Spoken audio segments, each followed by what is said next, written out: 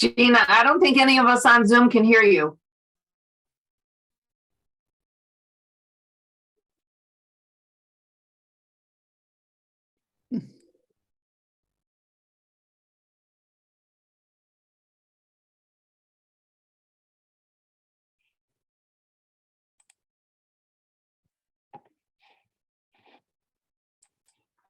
Maybe is her computer still set from the speakers from Saturday? That could be. No, can you hear me? I'm trying to talk. Now we can. Now you can? Yeah. Okay, good. Good. Sorry about that. Welcome. The meeting is beginning and it is 7:05. Would anyone like to speak at privilege of the floor? If so, raise your arm or just your hand. Nope. No. Okay. I don't see anything. Okay, so we have approval of the minutes of November, not the October 18th, that was a lie, because we've already approved those. November 1st, November 15th, and November 22nd. Would anyone like to move all of those? No, October 25th, November 1st, and November 22nd. Anyone want to move those? Barbara's moving all three of those. Would anyone like to second? Sure, I can second. Thanks, Bill. Any comments? All in favor? Aye. Aye. Aye. So they're unanimous except for Bruce, who was abstaining on the first. Okay. Tim Murray, do you have a report for us? I have no information from the town board except for an expression of thanks and gratitude for your two incredibly well organized and informative information sessions, which those board members I've spoken to thought that it was also exceptionally prudent for you to do the hybrid version from Brooktondale as well, even recognizing how complicated it was to get that AV system set up. And thank you very, very much, Bill, for your assistance with that, and in particular for your incredibly detailed fetishistic labels on the wire, which enabled us to set that up quite efficiently. So thank you. When I was a first-year grad student, we were disassembling some equipment, and the older grad student said, "You don't have to know, label it A and A and B and B, and then hook it back up again." So that was that's where that training came from. That was really good. It's with you. Yes, Bill and Mark and I are going to form a business and, run concerts now from, The community center. yeah, we'll become roadies. That would be like the coolest thing I've ever done. But it was, I thought it was also somewhat miraculous that it all worked.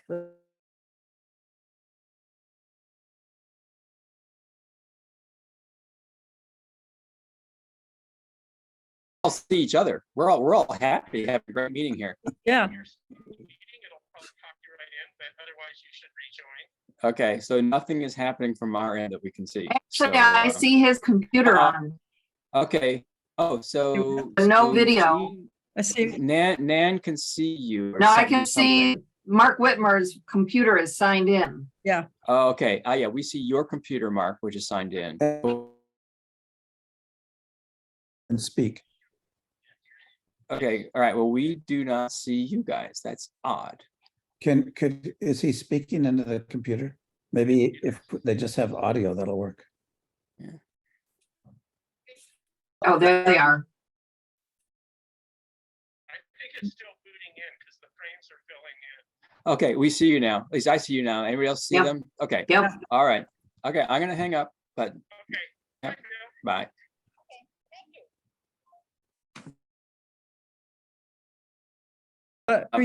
Yeah, crap, they don't have their volume up there. Well, Oh, they're yeah. muted.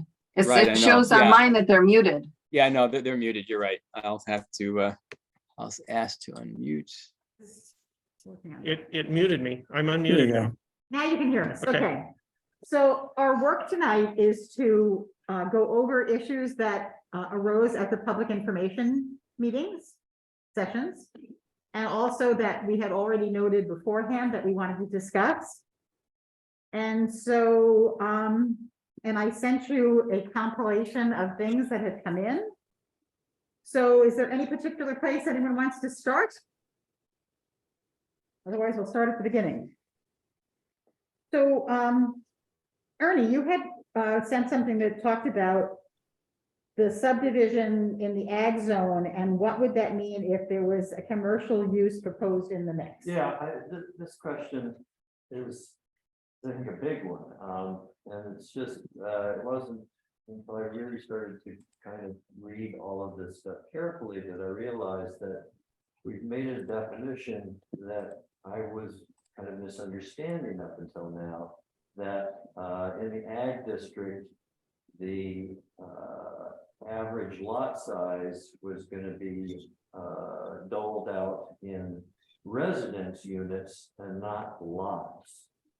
That is, that if you have a 21-acre parcel, you are allowed to develop 7 residence units.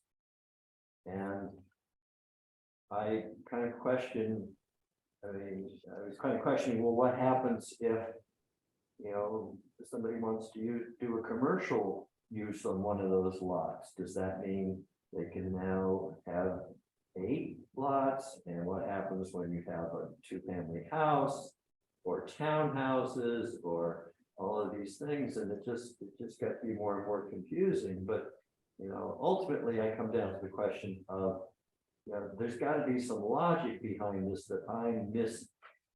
And so what I'm afraid of is that the logic is to limit multiple family housing in the ag district, to limit mobile home parks, to limit other more dense residential uses in favor of single family housing.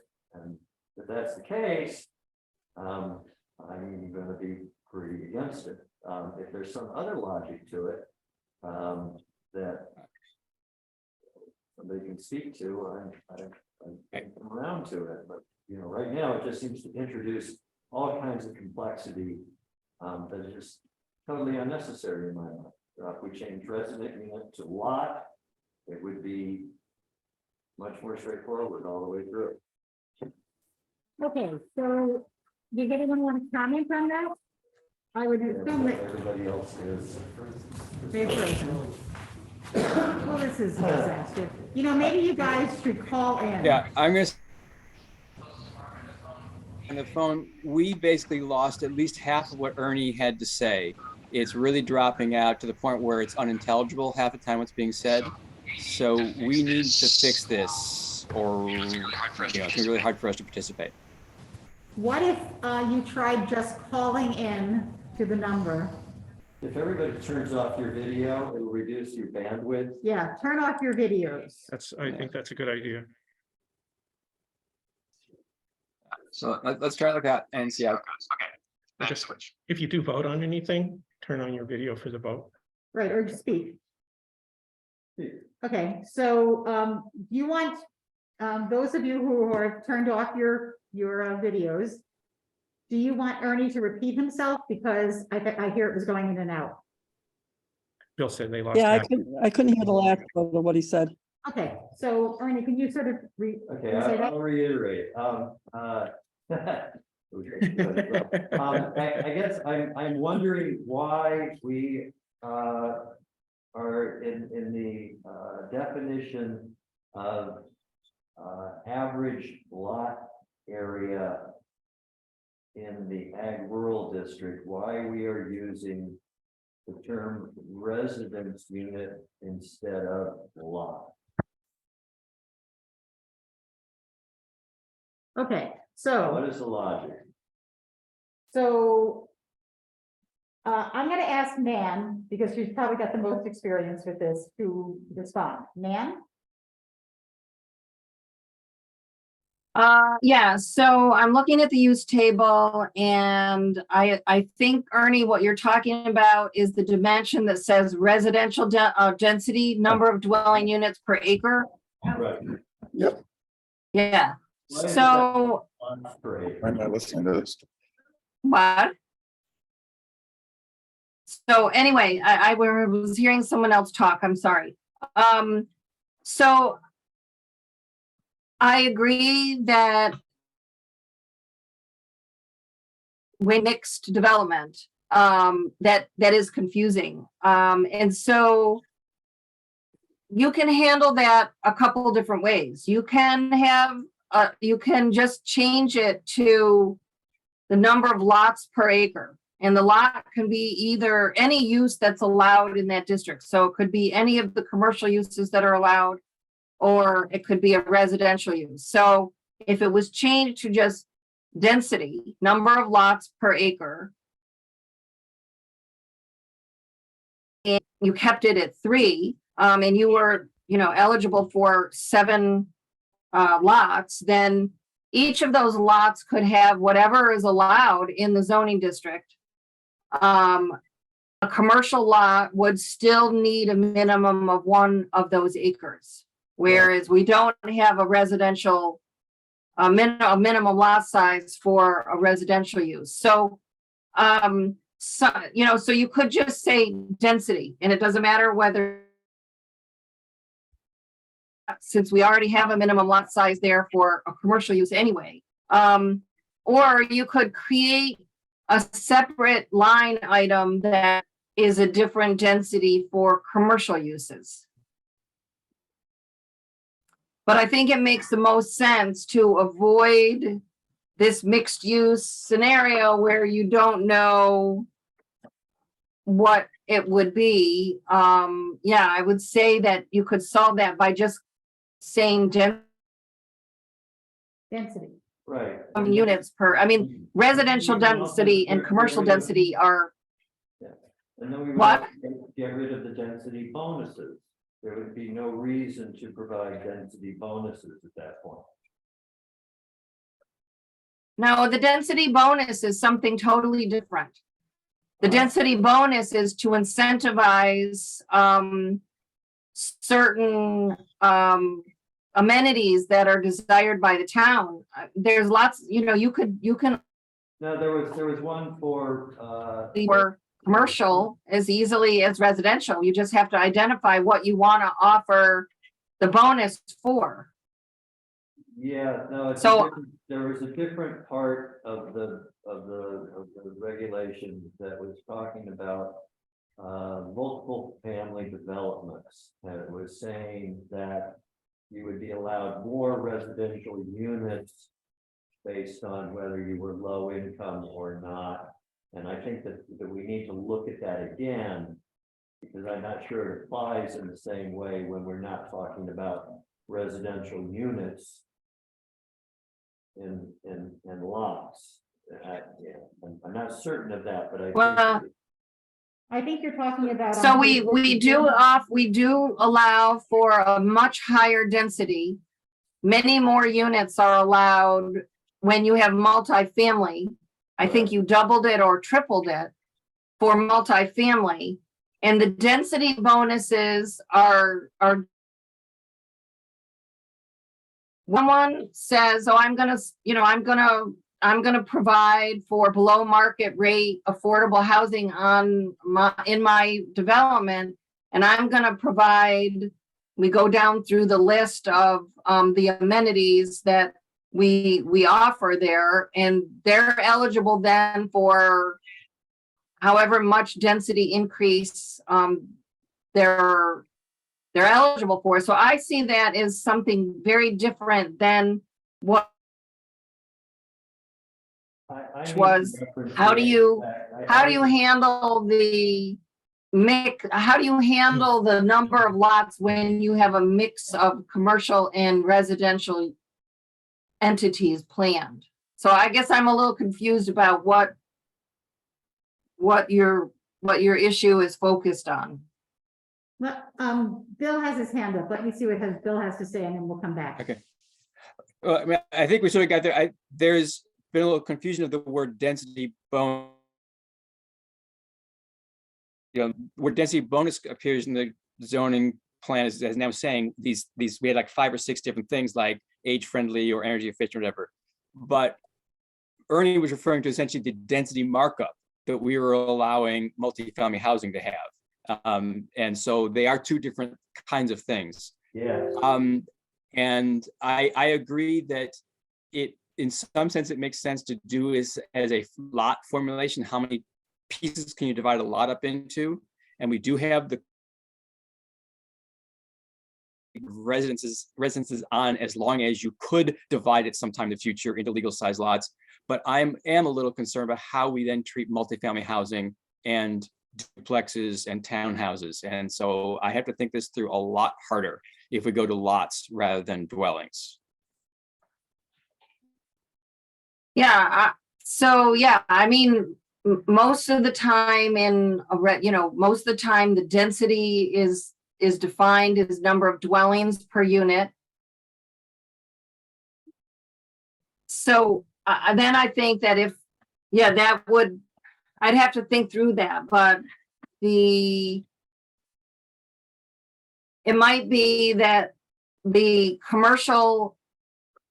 number of lots allowed for commercial it's basically, if you're eligible for 7 lots and you want to use 2 of them for commercial use, that's fine, as long as it's a use that's allowed in the table. And then you have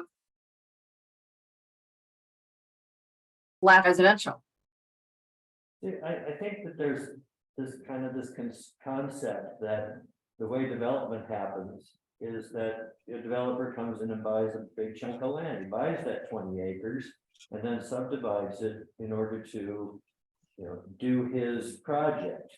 But the reality for Caroline is much different. I think that people subdivide their land because they need to sell off a parcel to a neighbor or to a friend or to a child or to, some other thing. And so there's not a wham bam, it's done. It's I'm going to saw this piece off now, Right. saw this piece off later, and this and that. And when you do that, and you have this residential density thing, it just becomes a nightmare of accounting that I mean, from the examples I gave you, I think you've got to see that that's just untenable. I don't know, lots of places do it, I mean, that's that you have a set amount of density. When the law is passed, that's like the parent parcel, and that you have X amount of density that's available that you can use up all at once, or you can use a little bit at a time. Right, but if you're allowed, when we're talking about this process of recording these splits Yeah. as you go, and once you've got a commercial split mixed up in there, the whole system kind of starts to fall apart. Why? Well, because if we have a lot that doesn't count as a residence unit. But what we're saying is if we change the residence word lots, so it becomes lots. Then it works. Yeah. It works, yeah. Yeah, and we And I think that's. I think we all support that. I think we're all saying that, but I think Well- Nan's continuing to, kind of talk about residence units as a viable thing here, and I want to get past that. No, I don't think that, so what I'm hearing. No, I suggested that the fix to the problem would be to take Okay. off the word residential to density, and it's just the number of units per acre. Right, I totally Right. agree. That was Okay. my suggestion from the get-go. okay, so I see Michelle's hand up. So- Michelle? No, I guess, I don't know if if I should, I'm really confused. I thought the way it would work, let's say you've divided Michelle, we're the sites losing. to buy, let's say. Sorry, I don't know what to do then. My Michelle, video's on. I think what you should do is call Ann using the phone number. But- Okay, I mean, it might be that it would help if you guys turned your video off, because that's actually Yeah, probably Mark, the turn limiting your video off. bandwidth step. Okay, How's that? can you hear Michelle, us? Can we hear you now? I don't know. Can you hear me? Yes. Yeah, I can hear you fine on Zoom. Yeah. Can you guys hear me? Yes. softly. Softly. Yes. Interesting. Okay, so just talk, Michelle. No, I guess I'm confused about, it sounded to me like Ernie was suggesting that you would do it all in one big chunk. And so now I'm confused about what he's saying. I don't think Ernie was saying that. I think Ernie was just concerned that the way it was written and it talked about residences, that it may not have allowed for commercial development as one of the things. So what I'm hearing is Ernie is moving that we change in this area, the word residences to lots. Yes, And- and we examine the ramifications of that through the rest of the document. Okay. May I have someone second that? Second. Barb has seconded that. Oh, are you gonna call a vote? I am, but they can just say yes. They're supposed to be on video if they vote, Oh, Okay, well, we Okay. can do that Yes. temporarily. if it's, okay. Let's do it. So, all in favor of that? Changing residences? As long as to you lots?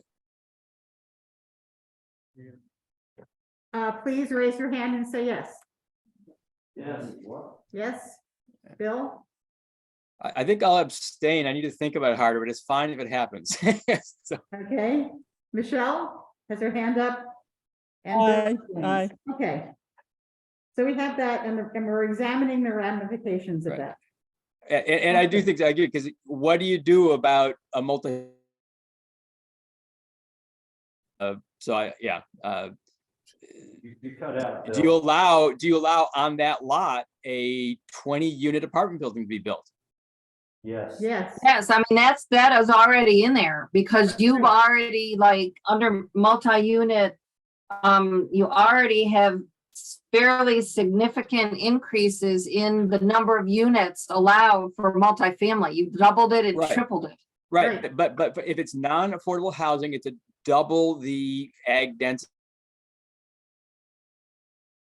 3 So- acres, you double it, that's a dwelling per 1.5. You guys hear me? Yes. Yeah. So it's an increase of a factor of 2, but Ernie's saying they could sell off a lot, a 1 acre lot conceivably, and build a 20-unit apartment building on it. Yep. I think And that, I don't, and so I'm not sure that's a good idea. That's why I have to think it through harder. That's all I'm saying. okay, so we're going to examine the ramifications of this. And I think that we should all, as we read this again, think about that. But that's at the moment what we're going to do.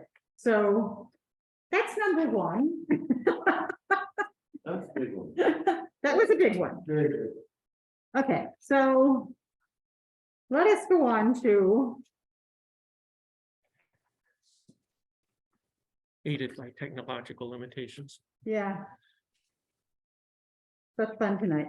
Okay, home businesses and rentals, that's another biggie. So what happened at the second public information session is Will Lawrence said she just didn't understand why it was allowed to have home businesses, major or minor, if the owner lived on the property, and why couldn't that be exactly the same, except you were like renting your garage to someone to have a business in? And there's been some discussion about that, so I'd like to hear what people have to think about that. Anyone want to talk about that? Well, I think- Um, yeah, I mean, Nan pointed out that there are New York state laws that apply here, and that in fact, the way our ordinances currently worded were a little bit more relaxed than state law, which may or is probably not legal. But that being said, I think that we all need to have a little bit more clarity about what kinds of home businesses we're really talking about here, because you have things like hairdressers, you have things like the well driller, you know, is he a home business? You know, if his equipment is out in his yard, is that a home business? You know, we have, you know, the Will's building that's used for light fixture manufacture. If there was a resident on site, would that be a home business? And, you know, you start to say, well, if there isn't a resident on site, it's just freaking business, right? Right. I mean, you know, it's, Mhm. and, yeah, and, you know, so we're kind of parsing this rather thinly, and I wonder whether, you know, home business, if you're in the city of Ithaca, means dentist, I mean, not dentist, architect, engineer, lawyer, you know, account, white collar jobs. Out here in the country, we got a lot of blue collar, home occupations, and we really need to start to think, you know, where does that stop and start, and what, you know, is it okay that the well driller is setting up shop in downtown Brookendale because that's where he lives? You know, which is kind of the way we've got it written right now. Yep. That's what I thought. So what I thought was interesting about the one example that I had sent out for everybody to look at was that not only did it kind of allow for home businesses where the business owner was renting the property with the permission of the actual owner, but was resident on the property. But what's also interesting was the limitations that were placed on what types of things could actually be home businesses versus those things that cannot. Okay. So, There actually is in what we've written in the definition. In home occupation minor, there's a sign that there's a sentence that says.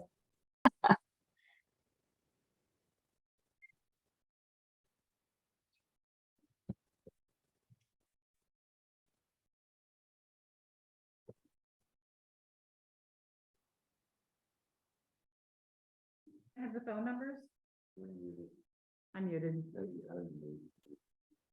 We went down again. Do you want to continue trying this, or do you want to try calling in using the phone number rather than being on the Zoom? That's a good question. You sound pretty clear for the moment, but Let's keep trying. Let's keep trying. Go down once more. We're going to try using the phone, okay? Okay. So what I was reading, and I think we lost you, was that the home occupation minor, it clearly says that few customers, clients, or other business associates enter the premises daily, and the business does not store business products, equipment, or vehicles outside. That's one of the major differences between major and minor. Major has those kinds of things.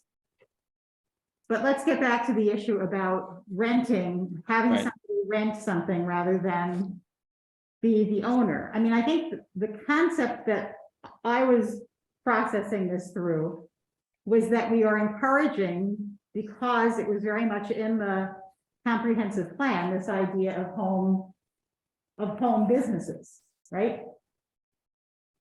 Yeah. So let's call on Michelle Brown and then Bill Padilka.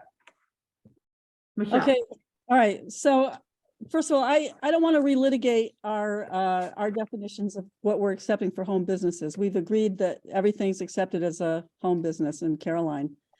But the question is, does the owner of the business have to live on the premises? And it sounds like according to New York State, they do, for it to be called a home business. So I think the only other option is Bill's suggestion that you have a separate line for something called a residential business. I mean, personally, I think it just doesn't seem that bad or onerous to, if somebody is renting out to somebody, then it's going to be a commercial business, and then all the rules apply. It doesn't, things that are currently being, used would be grandfathered in. So, but I'm willing to entertain Bill's idea. Bill? All right. So, I mean, yeah, and Ernie, the way I read that example that you sent was that the renter would have been renting the residence on the parcel and therefore could operate a business there, as opposed to Will's situation where someone is renting a building and she's the one that lives there. But maybe I misunderstood that. But For me, she's pardon? implying that she's living over here and she's renting a building to a guy over there, right. and that she gets to call that a home occupation. Right, that's what Will's contention is. I said that the code you sent us, I took the renter with the owner's permission, being the renter was actually like renting Will's house and wanted to use the garage for something, or, you know, that's how I took that. So be that as it may, I think It that, wasn't it wasn't the property half a mile away. I mean, right, no, they were renting the On residence and they were trying to do something at that residence, and that code allowed that only with the owner's permission. But Yeah. that's, I think, what I think on the one hand, to some extent, is that this is a solution looking for a problem. It is definitely a problem for Will. As far as I know, she is probably the only parcel in town on which the operator of something we might call a home business doesn't reside there or next door.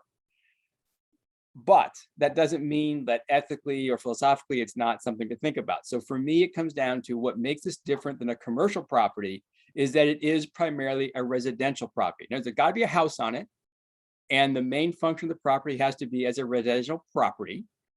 And then if that person by themselves wants to operate something out of the garage or the back room or a little outbuilding, or rent that space to someone else, I agree, there's not that much distinction there. And I would be okay with that as long as the property was predominantly a residential property.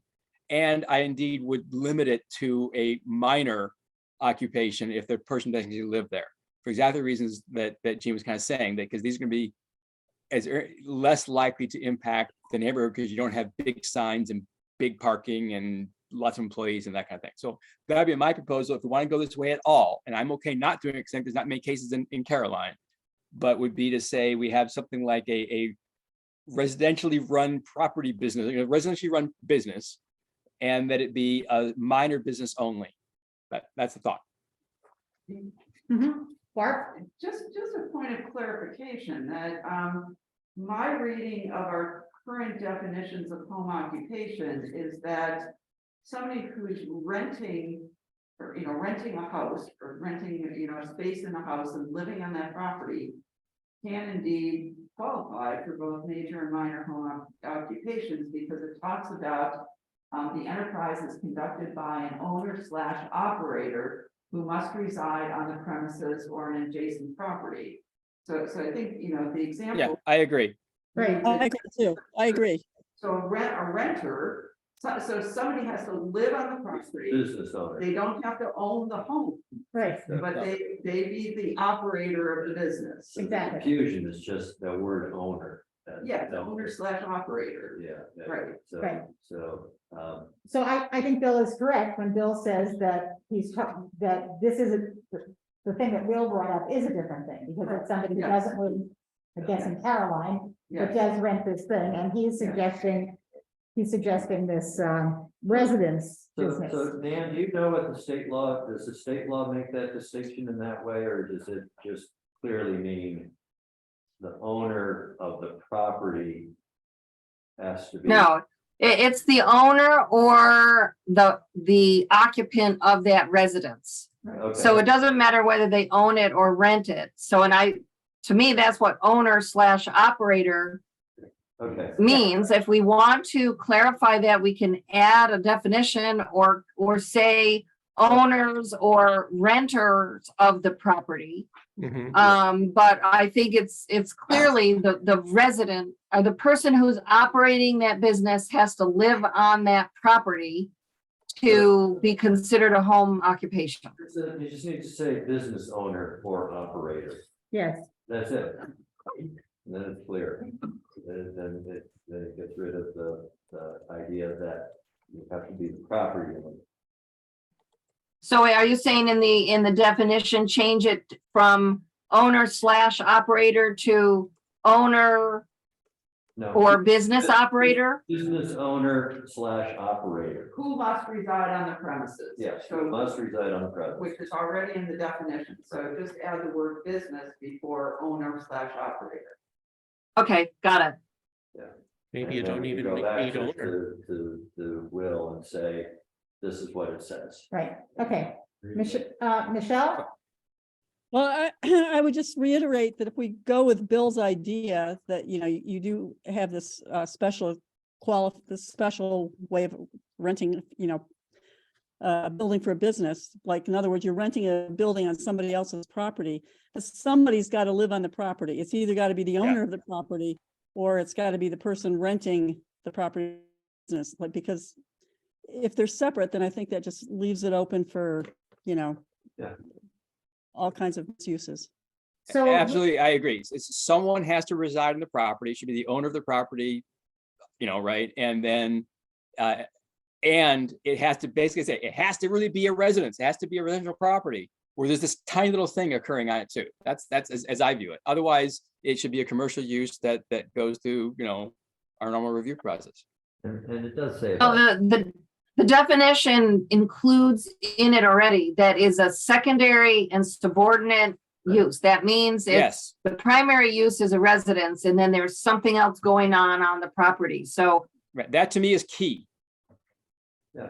Okay. So I think that what we've proposed solves everything. Okay. I move that we change that wording and that we move on to the next topic. okay, does that, Someone explain to me what the wording means then, because I am not understanding. I don't think it solves everything if we are trying to solve the problem that Will brought to us. Doesn't solve Will's problem. Right, I think Bill's suggestion solves Will's problem that she brought, which is that you would have a second thing in here that said that an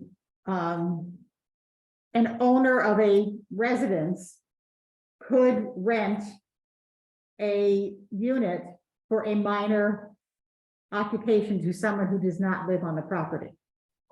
but isn't that what it already says?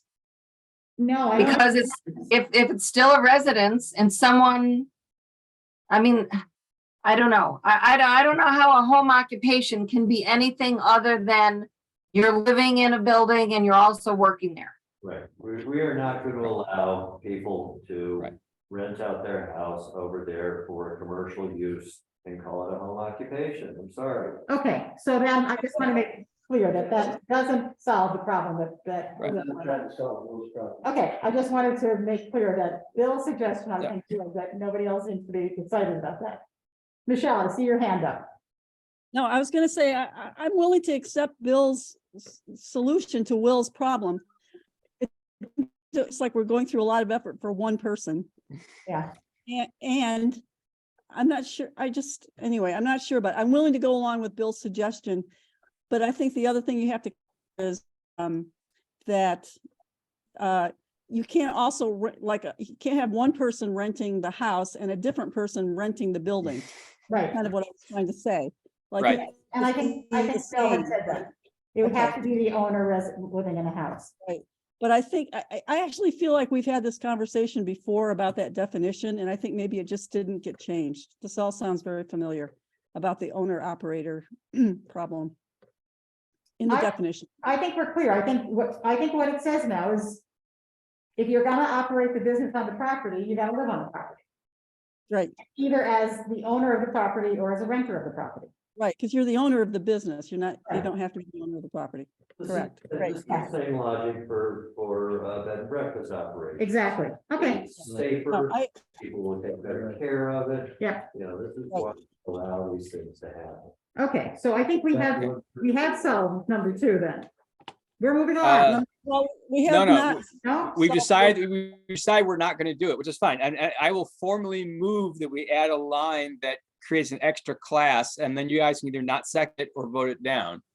Okay, so But I'm gonna, Bill is offering that we create this other class. That you could be, if the owner of the property lives in the residence on the property, that owner could rent a small unit to someone who does not live on the property or an adjacent property. Yeah. Yeah, as Uh, long as they meet all the conditions of a minor home occupation, all the other conditions of a minor home occupation. Okay, so he's offering that as an addition. Does someone want to second that? I'm thinking we should just follow New York State law. And that's what we're doing. Okay, so you're saying no. Bill, do you have a name, for what you would call this? I think I called it a residence-based business or an RBB, I suppose. In other words, it would be a business based on a residential property. It could be a residential property-based business if you want to get lots of letters in there. But I didn't have a nice name. But in other words, it's a residential property and it has a minor business operate on it that looks just like a minor home business, except that the homeowner is renting the space to someone instead. Would you accept a friendly amendment that would call it, a residential secondary business use? Sure. And so what it would say is that the owner must live on the property, must reside on the property. Yep. And is able to, rent a structure or some portion of a structure, Or even of their house, yes. their house, yeah, to something that has the same characteristics of a minor home occupation as defined, in our law.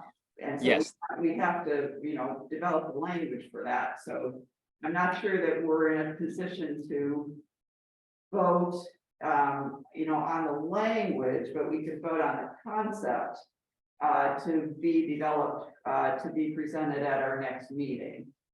Okay, so When you say their house, do you mean it could be an outbuilding also? If it's on the same lot? Sure, as long as the owner of the property lives in lives in a home on that property, they could rent out a minor use, a minor commercial use that would occur in the home or in an outbuilding. I don't think. Right, and the key features, as Barb outlined, is that it meets the conditions of a minor home occupation, meaning it'll have less than 3 employees, has a tiny sign, doesn't park a lot of vehicles outside. All of those would be what would be in the final language, but that would be the intent, is that it looks just like a minor home occupation. The only difference is that it's the homeowner renting the space out to someone rather than actually operating it themselves. And it okay, would not be called a home occupation, and therefore New York Right, law pertaining to home occupations would not pertain because it's not. exactly. it would be called a residential secondary business use. So then does it get no review? I mean, so that's just goes, anyone can do whatever they want, like a minor? Yes. We'd have to discuss that, Or that could be ASPR, right? Yeah. yeah, that's what I'm saying, that I would suggest as the complicated friendly amendment to bills. That we're voting on the concept, not on the precise wording. And that if people are in favor of moving forward with the concept, someone will, develop the precise wording that we will then take up a vote on at our next meeting. Okay, so I hear the motion and I hear all of the friendly amendments, which I'm taking as a second, Sure. okay? So there's, all those who would be in favor We of, need pictures. yes, we need pictures. So turn your picture back on for a second, Very carefully, reducing bandwidth, please. okay? And that includes Bill. Yeah, have your picture on. Raise your Oh, hand sorry, if you're in sorry. favor of that. So if you, Sorry, a little slowing uptake. so Bill seems to be in favor of that, and Barbara is in favor of that. Michelle, are you a Yeah, no? I'm in favor of this. You're in Barb's favor of that? friendly amendment. Yes. Nay. Nay? Oh, He's abstaining. I'm saying yes. So we've got 4 yeses. And we will look at the details at the next meeting. Okay, so, I suggest that Bill write this up. Yeah, I'm happy to do something okay, and let Nan fix it. okay, so that is number 2. Let's go on to number 3. easy. Yeah. Bruce says, I would like to bring up Article 3 districts under B, Slaterville Springs, West Slaterville. The last sentence in each says there are that are scaled and designed to be consistent with the character and the environment here. This leaves a lot to the imagination. So Bruce, tell us what you're talking about. Article 3. Well, I Under looked at business. that again, we said this in many places, so, Yeah. so I can go along with that. My other question was, at the end of, under Brookendale, second sentence, second half of it. You know, it says in the manner consistent with traditional development pattern and character found in this location. I'm okay with that again, I changed that. But the last sentence that says Hamlet scale residential. Under Brookendale. Yep. Under Center Brookendale, it says Hamlet scale commercial. Okay, Is there a definition for those, or is that outlined in the charts? Or do we need to say what Hamlet scale residential is, or what Hamlet scale commercial is? Well, There's also in a couple more places. that would be reflected in the dimensions table. Okay, Yeah. that's what I Because probably thought. the dimensions differ based on the different districts. That's kind of what I thought, but I wasn't sure when it said, Hamlet. So I was like, Yeah. okay, so Okay. that's number 3, great. We're going to number 4, composting, the thing that Andrew Dyger brought up, which was making sure that that issue was in the use table. And Nan, I think we all agreed that somehow that slipped off of our parking list and we're gonna put it back in, right, Nan? Yeah, I remember that at one of the meetings, he talked to me after, like, while we were cleaning up, and I just, I do remember him talking to me about it, but then I left and I didn't write it down. Okay, So yeah, so I think what he wants to make sure that the on-farm composting is identified. But he also wanted to add a new line for commercial composting, so we can do that, but, oh wait, maybe there is, let me just look. I think there is a line for composting. There is. I think there is. Yeah, so we need to just clarify, on-farm composting is not the same thing as what we have in there now. Right.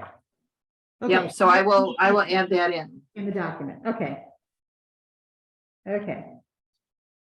Okay, then let's go on to properties with a huge amount of water overlay. Which is a lot. So this is probably comes up about 92 times in these 18 pages. So let's talk about the water resources overlay and the amount of properties, and is a 10%, allowing a 10% more, is that sufficient? And we got some data from Nan and from Rick today about that. So I'm going to go to Nan and have you talk us through this water resources overlay and the number of places. Well, I think you guys have to make a policy decision of what you want here. I think there would seem to be a consensus that we need to use the current FEMA map so all of those individual natural resources, all those 7 items were mapped to create the boundaries of the overlay. So what happens inside the overlay, you're either in the overlay or you're not in the overlay. And so I think that there's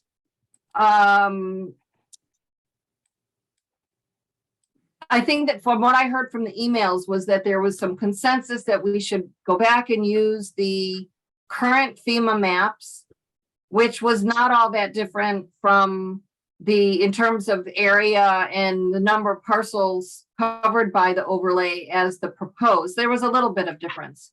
And that's fine. That was the map that Rick did and sent that to you. So you should have that map. Right. So, I don't really know. So I think we could take out that question. The FEMA maps are the FEMA maps. The new FEMA maps will be the new FEMA maps, and the town can go back at some point and when those new maps are created and update the overlay. So it reflects the map that's currently in effect by FEMA. Right. So I don't think that's an issue. I think that's the right way to go. And like I said, we have that map done for you. In terms of, and I'm not, there have been a lot of discussion and issues about the water overlay. I think what I wanted to convey was, what are we trying to accomplish with this? We're trying to accomplish stream water protection. And in one of the emails I sent, I wanted to reiterate that the floodplain or the flood prevention damage law that is in place now, that is in place everywhere across the country, is not designed to protect water quality. It's designed to ensure that we prevent damage from floods. So it requires buildings in the floodplain to be built above the flood level. DEC wetlands have a buffer that protect those wetlands. So there is a buffer for those locations along the streams that also have wetlands along the streams. There is the DEC kind of built-in buffer that does offer some protection. But our overlay is designed to get at things that really aren't covered in other places. It's designed to protect the stream, not just the stream, but to prevent future development from negatively impacting that kind of thin ribbon of area that's called the riparian area, that is critical for both water quality and wildlife. Right. So there's a lot of goals trying to be met with the water overlay. It's trying to accomplish in a unified way something that the individual current regulations don't really get at. So, like you can look at the Department of Health rules. You have to be 100 feet. Your septic tank or your septic leach field has to be 100 feet from the stream bank.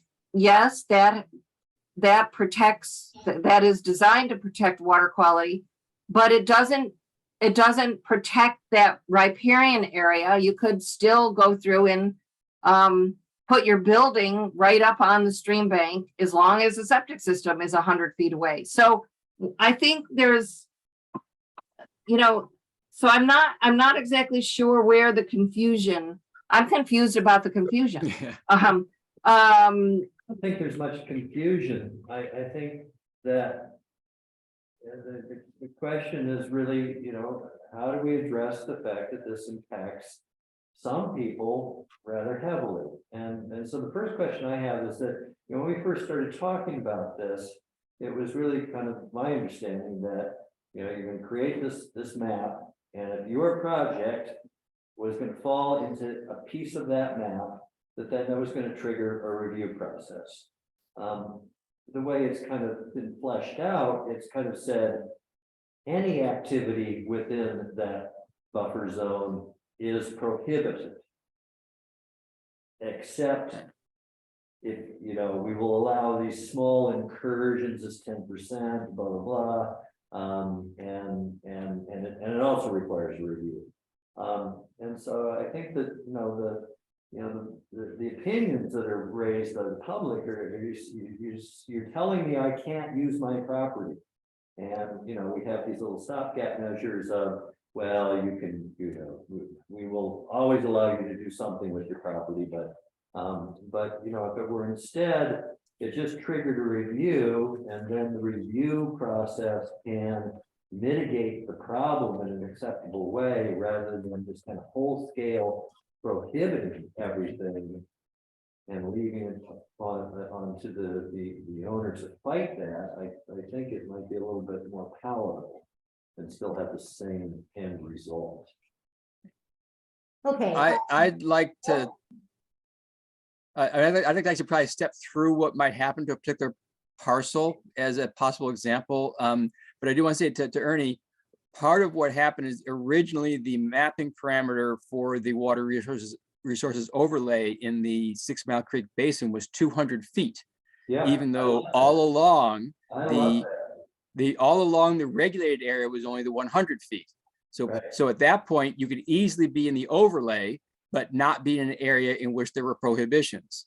We intentionally trimmed that down to the barest minimum, 125 feet, because we didn't want to impact houses that in the end we'd say, oh, that's fine, because you're not really in the area where we're trying to protect. So that's why there's a lot less wiggle room outside the actual overlay boundary now than there used to be.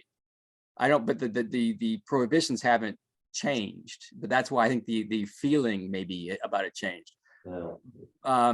But this is actually why I have a question. So with some trepidation, I might try to share my screen. I don't know if that will work or not, but let me try. And I think it's this one. All right, can you guys see a map that is part of Brooktondale? Yeah. Yes. All right. So a lot of the, I also have a whole table of these parcels, by the way, but a lot of these that we're talking about that are completely covered by the overlay, it's because of 6 Mile Creek. Right. Because a lot of little lots are there close to the stream. And when it's a little lot and it's close to the stream, it's easy for it to be completely covered up. And so that's a lot of these guys kind of right along here. So my question, Nan, is, so here's a parcel here, all inside the overlay. It's got a residence on it. And this person might rightly be wondering, okay, I want to add a porch or a garage. I'm in the overlay, all my properties in the overlay. I go to the review board. Now what happens? If they actually don't own any property outside, I mean, I would think normally, of course, if there was a big enough parcel that some of it was outside the overlay, the review board would sort of try to encourage them to place this thing outside the overlay, or at least outside the riparian buffer area, because this is a riparian buffer. This is not a wetland. This blobby area down here is a wetland, but this here is basically a flood zone and a riparian buffer. So the question is, what really happens when they go to the review board because they want to add a garage to a parcel that is entirely within the riparian buffer? Well, so I think that we can clarify that if you go to the section that's about the riparian buffer area, and it says development and uses in the riparian buffer are restricted to the following, and it has a whole list of things. Right, so they couldn't build a garage. So you can add, I mean, it does already have in there any lawful use of the land if the use in existence at the time of the zoning law. So we could add to that and simply say, and their accessory uses, which in a garage would be an accessory use. I don't think the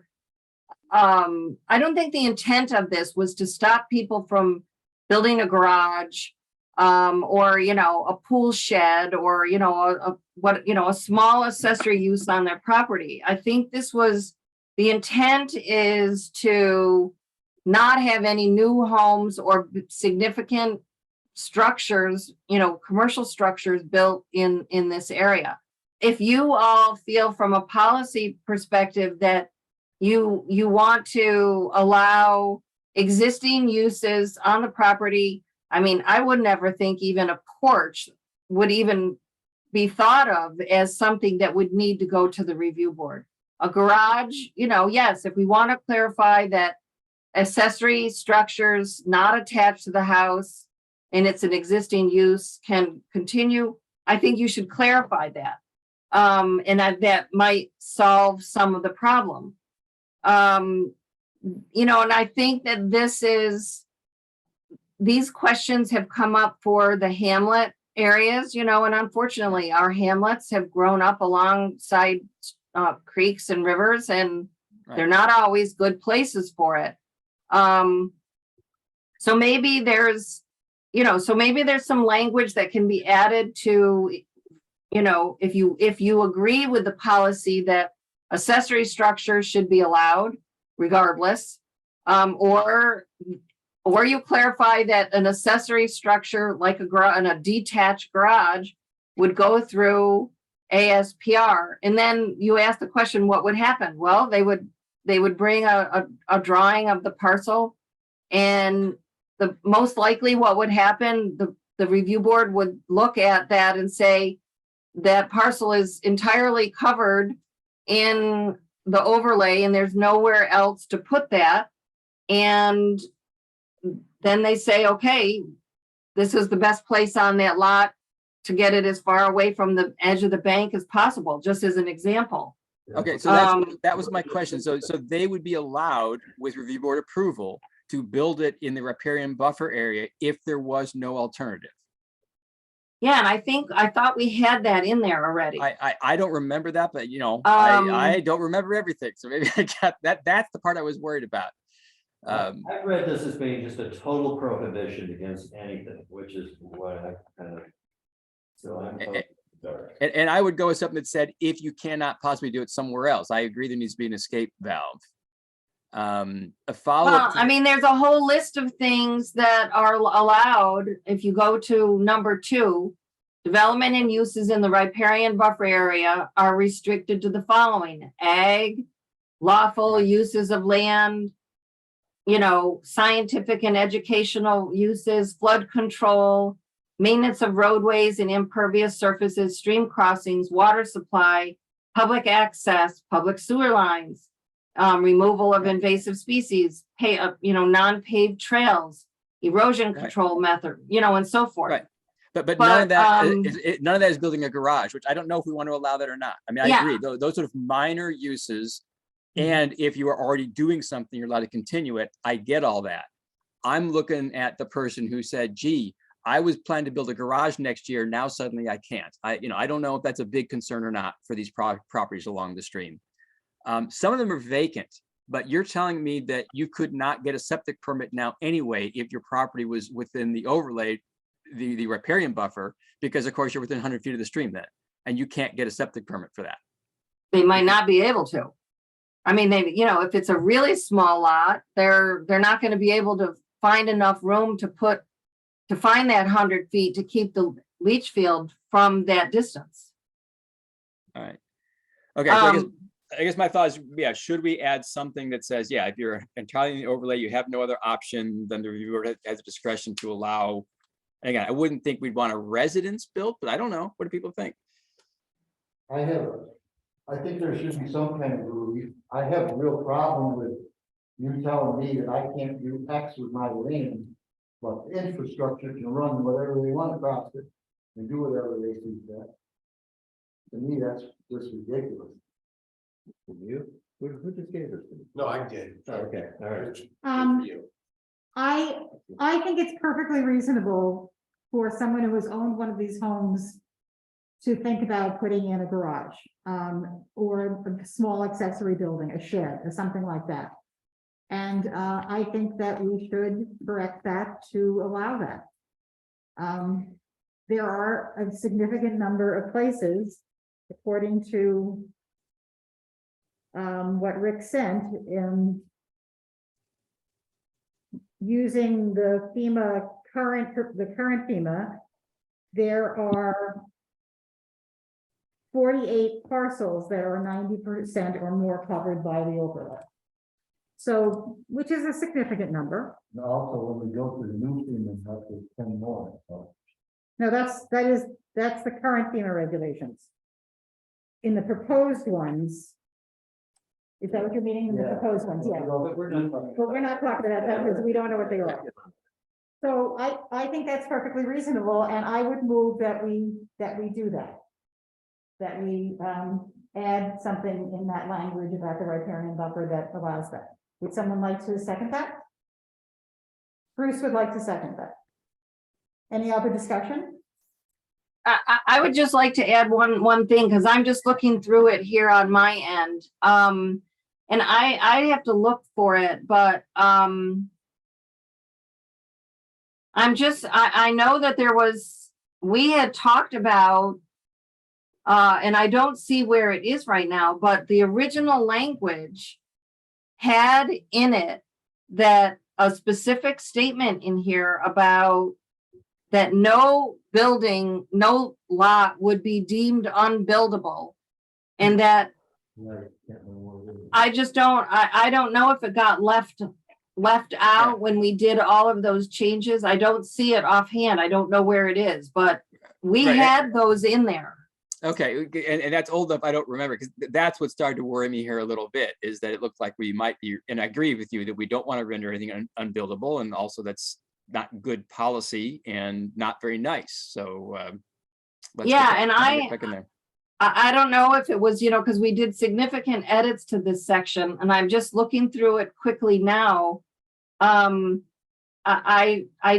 I don't see that language in here, and I think that was always the intent. That was certainly always my explanation and understanding, that this was not to lend any lot unbuildable. But I agree that, adding in the, something to allow for, what we had originally was to allow that, and I have to get the language out from an earlier version, that you would always be able to find a place to build through the ASPR project process. Right. So I think Okay, I think we need to review this, but go ahead and add in whatever amendments you want, and I will find that original language. Okay. Well, I mean, that statement or that sentiment is what we want to add in, I think. Yes, And I want to continue the discussion briefly. So the particular questioner at the meeting said, I got Japanese knotweed in my backyard. What can I do with my property? Not just, that, but in general. And so the point is that in terms of land use, they can do most things. But again, if it was already vegetated with trees and brush, the thought is they're not going to clear cut that. But if they're trying to get rid of an invasive weed, that they could. I mean, and how clear can we be with people? I mean, Well, it says right now that in the riparian buffer area, that you can use techniques to remove invasive species. excellent, good. I'd forgotten that was in there. Thank you, Nan. yeah, Last thing, so I popped up another, so this is those 27 properties that Rick mentioned. Just, I spent an inordinate amount of time for not much reason today on this, but a lot of the properties that are entirely in the water resources, it's because of the riparian buffer area and the riparian buffer is usually bigger than the flood zone, at least in the Brookendale area and where these things are happening. So that's the biggest culprit here, is those little properties along the stream bank. There's a few that are wetlands, and a couple of those wetlands, one's owned by the state and stuff like that. But just, again, a lot of these are tiny 0.17 acre, 0.1 acre. I think that these are likely, I don't know if they'd be able to be built on now with the current yeah. rules. But yeah, these are the 27 properties, and these are the reason why over here. So for what it's worth, I'm gonna Thank chuck you. this away. Okay, so we have a motion on the floor about amending this to make sure that we are allowing people to put in accessory units, et cetera. Accessory structures. Accessory according structures. To the use table. Yep, Right. and using ASPR. Right, and again, the thought would be, I think in ASPR, if they had land outside the overlay, they would sort of be strongly encouraged, guided to use that. Nan, if 20% of the land was out of the overlay, could the review board insist they put the accessory building there? Not under certain circumstances. I mean, if you couldn't get to your garage because, Yeah. no, they can't. Okay, so we'll count on reasonableness, that if the review board is being reasonable in asking that it be placed outside the riparian zone, that hopefully the landowner will do that, or out of the water resources area. And that the review board will not be unreasonable in their requests of that. And that, only when it's really basically not tenable to not put it elsewhere, that it's allowed in the water resources overlay. Is that the intent? I think so, and Ernie also mentioned something about, if you're doing this, use a silk fence. Well, that would be part of the review process. You Right. say, you can mitigate some of the effects here by, making sure this is properly revegetated before you take down your silt fence. Right. It's just stuff that happens during the review process that can cure a lot of ills. Right. Okay, I think we have solved this. Since Did Bill we went to vote? all that, Bill, since you went to all that problem, would you send me that list? I would be happy to. Thank you. Okay, Do you have is there Is there a motion or something out there? There is a motion and that I moved and Bruce seconded and which is about what we just discussed. All those in favor, please say aye. Aye. Aye. Aye. I'm assuming Bruce is saying aye because he seconded it. Yes, that is unanimous. Okay. We're going on to number 4. Which says, oh no, we're going on to number 6. Will said, what is a farm? Have we answered that? I think we answered that at the meeting. Remember, there was a whole issue about that.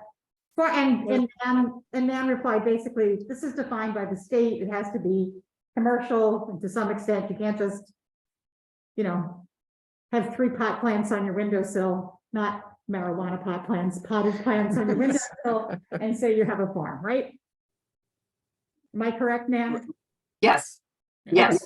Good. I mean, I think the point is, and the point behind Will's question, and I don't suggest we take this up now, that was what I was trying to indicate in the meeting, is that for a number of the kind of farming activities that take place in Caroline, it is not always easy to meet the sort of gross product, dollar product sales that the state wants for a farm, or the high proportion of income that is only farm income that sometimes qualifies for certain kinds of grants and incentives and whatever. So I think the intent of Will was, do we define this differently for our zoning law in a way that's more appropriate for Caroline?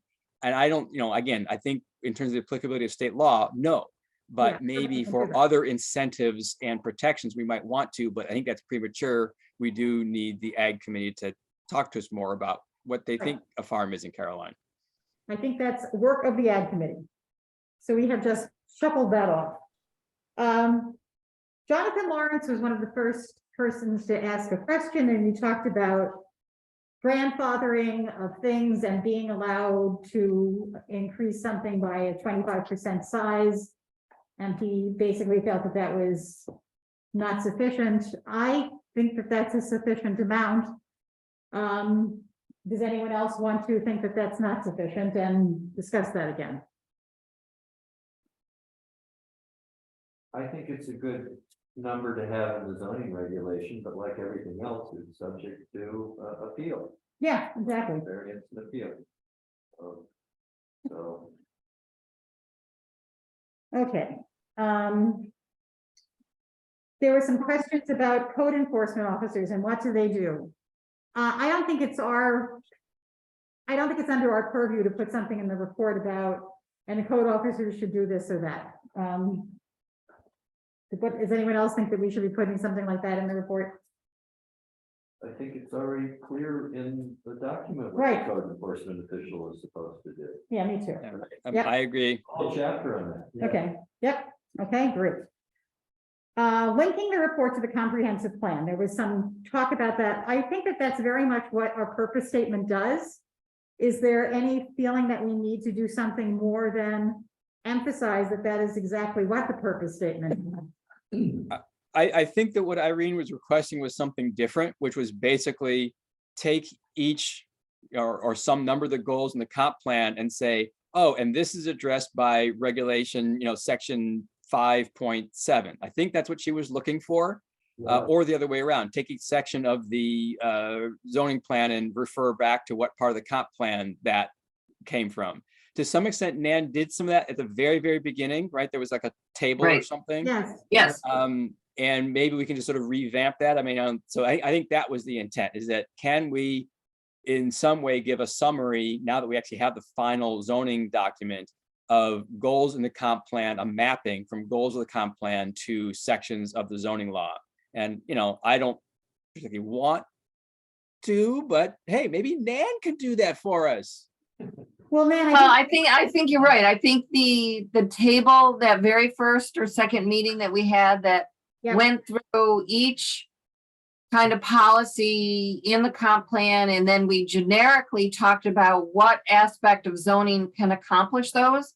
I think it's pretty easy to just go back and say, use the same table and just replace those what ifs with, Article 1 or Article 5 or whatever section it is as a reference.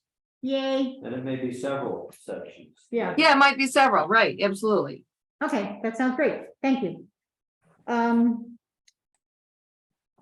Michelle's note about formula businesses and this issue of, so Michelle, Oh, but I'm not really, it was clear to me. I was kind of, I suggested that one little change. I don't think that it doesn't bother me either way.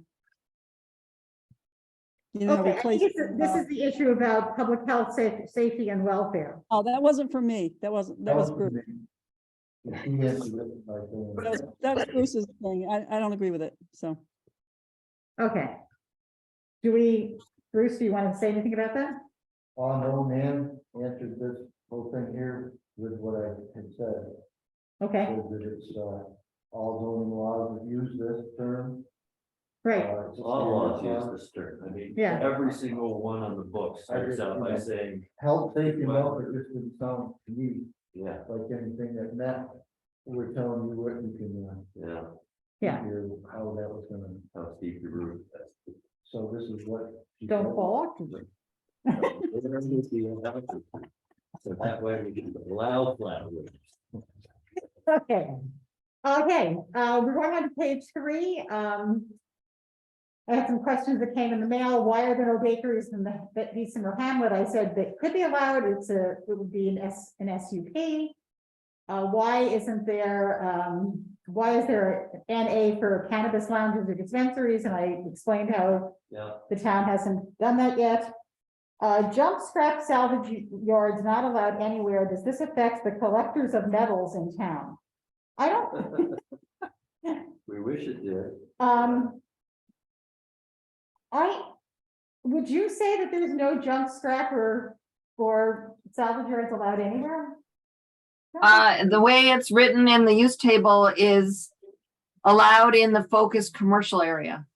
Right, Yeah, so. And it's also actually, junk and metal storage on a farm operation in a New York State agricultural district is also considered part of a farm operation. So there is some protection under the New York State Ag Districts law for farm operations that have, junkyards that they use for Right. parts and things like that.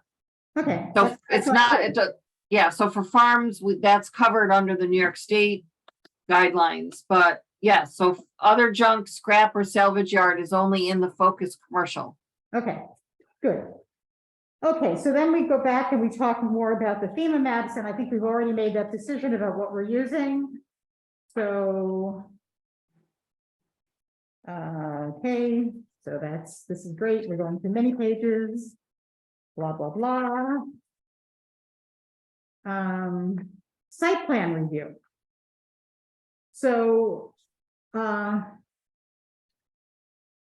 quickly went through the site plan review criteria and the site plan specific standards and conditions.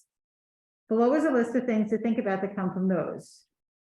Note that we do currently have an exemption clause, 7.2b exemption, single family and 2-family residential dwellings and ag operations as defined in this law are exempted except as specified in this section D below.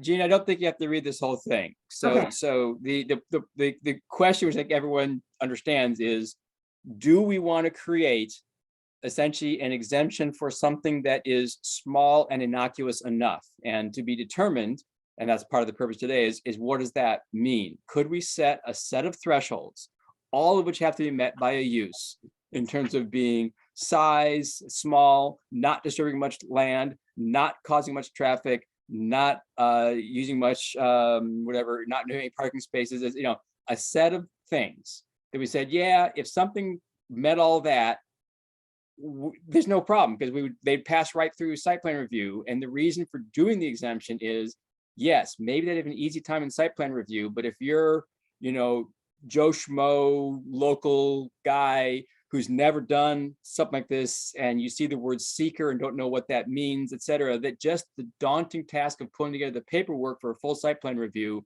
might mean you don't want to get your business off the ground. Now, maybe that's not a good enough excuse, but the question was both to relieve the pressure on the review board and to relieve the pressure on truly small operations. Do we come up with a set of criteria that say, if you meet all these, you're small enough and don't have to go through site plan review? Um, And we can talk about specifics if people want to, but if they don't like the idea at all, then we can just save ourselves some time. I love that idea. okay, so we have one love. What do other people think? Barbara's shrugging. Yeah, Uh,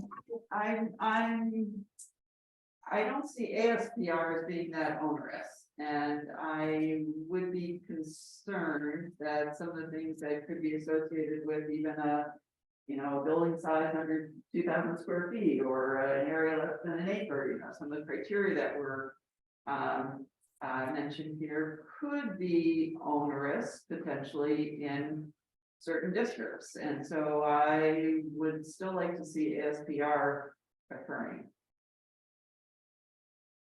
But that would be different than site plan review. I mean, that'd be, you're talking maybe move those to ASPR. Right, yes. Michelle, I see your hand up. Yeah, I agree with Barb.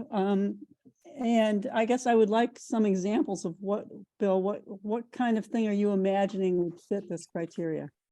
Like I say, the use is less important to me than what it is, but let's, maybe, much as I shudder at those fluttering flags on Route 79 for the new store that went in that wasn't supposed to go in. But a store that's got 1,500 square feet of retail space, 3 parking spaces outside, and is not going to have lights on all night, and it basically was remodeling a building so they weren't disturbing any area. Yeah, so that sort of thing. Yeah, I have to agree with Barb. I think everything should go through some kind of review. And to that, which I don't object to, I think that's perhaps a good solution. What I will communicate from some talk with the review board is that they're worried enough about ASPR for things like a house being situated in the water resources area, actually be able to do it in one meeting. And I think that they would be even more concerned with being able to get through even a light review of some commercial use in one meeting. So that would be the reason not to say that. But, maybe if we can make it really clear and cut and dried and all that, then ASPR will work for those sort of things. Well, maybe we should be requiring single family residences of over 3,500 square feet to go through ASPR. No, I don't think we have to go that route. I just think a commercial thing is, I think the showing Commercial- is not warranted here. I mean, we've had a lot of people who were complaining that we're promoting McMansions. Let's start to regulate them. I think you're playing devil's advocate here, Ernie, to be I am. honest. Yeah. Right. Okay, so let's not waste time with that. Excuse me? Yeah, I'm sorry. I'm kind of serious about this. Okay, well, I'm serious in that, I'll just say my opinion is, I think any kind of commercial use, like, I don't think that store on Route 79 is insignificant. And so I think that should have had some kind of review, and that's just my position. That's my opinion. You can take it or leave it. So Bill, to your point that the review board is concerned with the amount of stuff that would have to be, the amount for a particular, even a small commercial development, that they would have a hard time reviewing it in one meeting. I'm not sure that then argues for no review. If there's Oh, right. has to be considered, why shouldn't the review occur? I guess, if it was easy, like, this proposal kind of intimates that something less than 2,000 square feet is going to be easy. And so it doesn't require any review at all. But if the review board is saying, well, there may be enough things to ask questions about with that thing that that seems like it merits review, not that it makes the argument that no review should occur. I'm not seeing the logic there. Right. Well, no, I'm just saying I was playing devil's advocate because I know from talking to the review board that they're a little dubious about their ability to get something done in one meeting. So maybe it's not how much they talk to each other. I don't know. But on the serious side, again, I don't want to lose track of the fact that it's not just like the size of the structure. It would, for me, it only works if we have a set of criteria, 6, 7, 8 things that really effectively limit the impact of the business, the commercial operation on the neighborhood. And if we could come to agreement on those, then I thought we could have a class of things that really wouldn't either need review or need much review. And then maybe it could get through ASPR. So I don't want to get, because we keep saying 2,000 feet. Well, yeah, that would be the one criterion, and maybe it should be 1,500, not 2,000, but it has to have other things too. And I don't know, I understand that, but I would have to see that whole list of criteria then to know what it is that we are considering eliminating from any kind of review process. Right. That is my point of what I thought we were doing tonight. And I sent out saying, hey, here's all the review criteria from the site plan review law. Here's a couple thoughts of mine and thoughts that Ernie put together about what these numbers might be for something that is minor enough not to require review. And I would go through that. We could go through that list line by line, but I don't have it because I'm not smart enough. I was counting on the collective wisdom of our zoning commission to come up with that. Yeah, well, I guess there's like, 8 or so, 9, 10 categories of things here. But there are things like location, arrangement, size, mapping, design, aesthetics. So what about those? Of those 10 things, I see categories, but I don't see what's being proposed as, the cutoff or the threshold for that category to qualify for no review, in aggregate, all 10 of those. So, I guess I'm not totally opposed to pursuing this, but it needs to have, it needs to be, in my view, for me to be able to vote in an informed way, it needs to have much more specificity about what the proposal is. Can we just vote to either table it or move it forward? I mean, we did that with that other thing. Yeah, yeah. I agree there. If there's enough interest, it's worth pursuing this. If there's not interest, it's not worth pursuing it. And again, I tossed it out at the last meeting, thinking that people would think about it in the meantime and maybe throw some ideas out, which Ernie did. Maybe the fact that nobody else did means nobody else is interested in pursuing it. So I don't want to, at any rate, I agree it needs more fleshing out. And maybe indeed the decision tonight should be, yes, this is worth pursuing. No, it's not worth pursuing. Okay, so let's do that. And I will say that I think the issue about ASPR in one meeting is very much a function of the skillfulness of the code enforcement officer. It's a job of the code enforcement officer to gather all the facts and to be able to present the facts in a coherent manner to the review board, so that the code enforcement officer, when the meeting is scheduled, says we have enough to go forward, so that you don't have to send people back. That's why I think one meeting can work, but that's very much requiring a code enforcement officer who is very good at his or her job. And remember, the ASPR is written one meeting after the information is complete. Exactly. Right. And I think that the chairperson of the review board plays a role there too. They should be Yes. looking at the information they have and say, geez, I think we need X, Y, and Z before we meet with you. And, so there should be that kind of conversation ahead of time. Yeah. That's right. Okay, so with that, just tell me if you're interested in pursuing this and coming up with some criteria. We can do it by email until the next meeting. Ernie, I would like to pursue this. Barbara, I'm fine with pursuing it. Bruce, yes. Bill, yes. Yes. Michelle, I'm going to say no. okay, and I'm going to say yes. So I think we're going to pursue this. I will send something out and ask people to, to comment, and then we can come back at the next meeting and do that. So I'm moving on from this.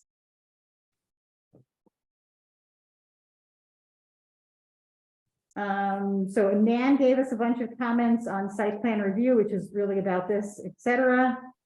And there's more about that, and there's more about that. And then there's more about water resources overlay. And that, I think, is the issues, except Ernie, you had said, I've got a bunch of stuff that I marked up in the draft right, way yes, back when. that- exactly.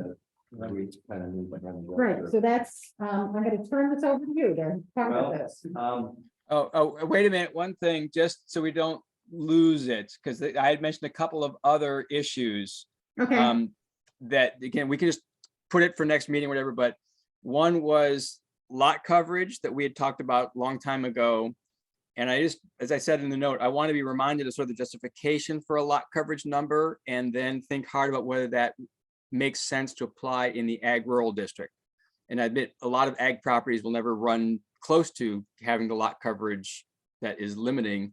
But is there any reason to specify one at all in the ag rural district is my question. And Okay. the other was the minimum lot sizes in the hamlets. Again, I've asked this question a couple times, and this is probably a Rick question, but I want to know indeed exactly how were the numbers we're using arrived at. Their averages, They're averages. So you take all the parcels and you add them up and divide by the number of parcels. correct. Okay. So. And then just to go back to the lot coverage, when you look at watershed protection plans in areas that have, aquifers or, some water protection goals, the hydrologists usually recommend no more than 15% lot coverage. So this is the 20% that we have in there for the ag rural district, it's about, for those communities that have lot coverage, that's about average. And then we allow for higher levels of coverage in more densely populated areas. Okay, so it is important in the ag rural district in order to have enough essentially land around buildings for watershed protection. Right. Okay. Okay, And then, yeah, I will poke in on the things to the community and to the zoning commission for the hamlets. My question is wanting to set the average, our minimum lot size at a size such that, it's a bit below sort of like most sizes in the hamlet. And that may be the average, it may not be, depending on how they're distributed. So I'll poke at that a little bit mathematically. So I would just question, after you brought this up, I said, why are we limiting lot size in the hamlets at all? Those aren't limits, those are minimums. Right. Okay, So what you're saying is they have to have at least this big piece of land. I think, although we don't have sewer, so we have a very obvious limit, but, it just kind of removes a lot of it. Hand wringing if we just didn't have any at all. It would allow for things like a development like Fall Creek, for instance, and other, it would allow for those, more denser development possibilities, should technology take care of the septic and water issues. I don't know that there's any real logic behind keeping those lot sizes to some sort of defined minimum, to, kind of maintain character or whatever. It just, doesn't make a lot of sense. well, I think, yeah, the what Nana's proposed all along is that it's an important element of the character of a neighborhood is roughly sort of how big the lots are. I guess you either buy that or you don't.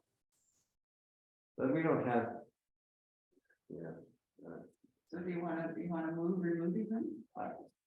If anybody thought it would go anywhere, I kind of thought that would be kind of booed and hissed out of the room. Well, Okay, so I would like to move in table 2, schedule of area and dimensions. The line that reads minimum residential lot. Except for the ag rural district with it, which is not applicable because of the average lot size. But for all of the other districts, that the minimum residential lot line be retained, but the language that goes in there for every other district besides ag rural is, must meet Tompkins County Health Department sewage and water requirements. No minimum must meet Correct. TCHD. Yeah. do I would second that. All right. What do you want? I'm on table 2, schedule very dimensions, page 46 in my document. Okay, I have Barbara moving that and I have Ernie seconding it. Any discussion? All those in favor, say aye. Pictures on it, Please pick your pictures up. I see. I see. but it would have to be. Michelle, are you putting your thumb up? Thumbs up, thumbs up, thumbs up. Passes unanimously. Okay, I mean, and the reality is, of course, because of septic, et cetera, they're gonna be acreish probably just because it's easy, but right. And if, we, should some miracle day come and we have water and sewer, rewrite the zoning law, because we'll all be dead. And I'm going to enjoy that. Okay. Bill, did you have anything else before I go on to Ernie? I think I'm done. I literally was trying to bring those up to remember to talk about them later, but so thank you all for dealing with them now. So that's fine. Okay. Ernie, what you got? Okay, Tell us page numbers. Okay, page 21. Okay. This is, industrial use. Do we have any zone where industrial use heavy is allowed? I mean, there's some language stuff between the table and the definitions that are not entirely consistent. I don't have this well marked out. We but, have industrial light. we have, we call it industrial light manufacturing, but we have a definition as industrial light manufacturing, and then we have this thing called industrial use heavy. And I don't think we have an industrial use heavy anywhere. I think you are right. I think it's just there so that we know what it is. Is Yeah. that right? Yeah, it's Well, used, it's not in the use table, but it's used in other places where it's talked about.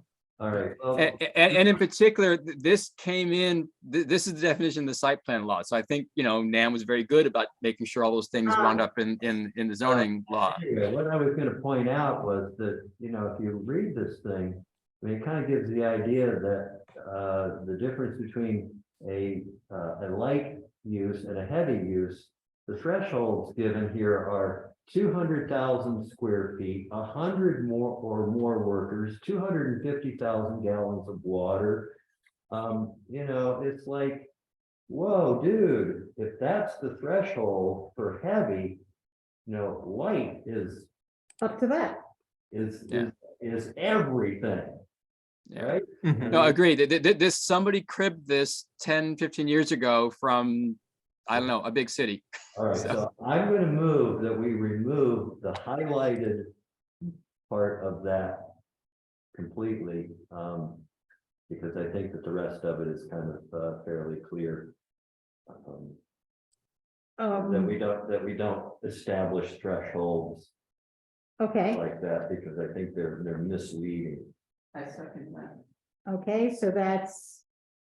With that, Nan, is there any legal reason why we shouldn't need it? No, I think I totally agree. I think that was, no longer appropriate once we have the zoning and there's no heavy industrial use allowed. Okay, so.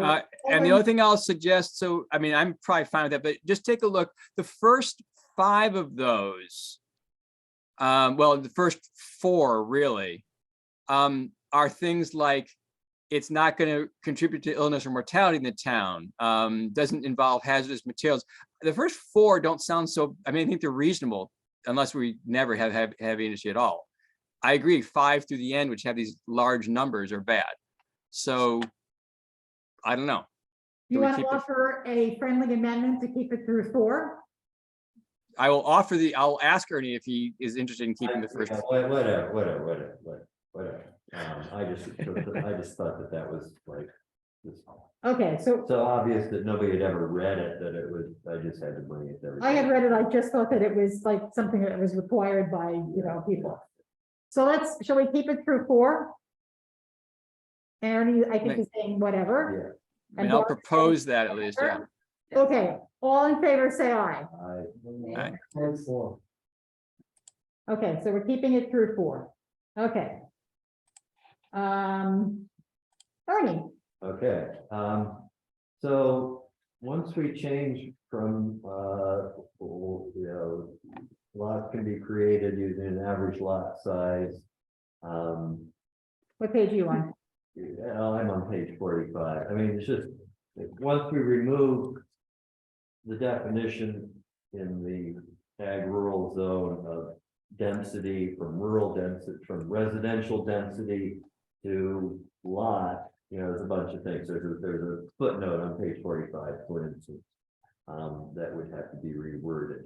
There's a lot of stuff Okay, here. so we would have to reword Yeah. the thing at the Yeah, bottom. of there's a page lot of things. 45. I could go through and mark this all up. Okay. Okay, so then, let's see. The reader's aid box.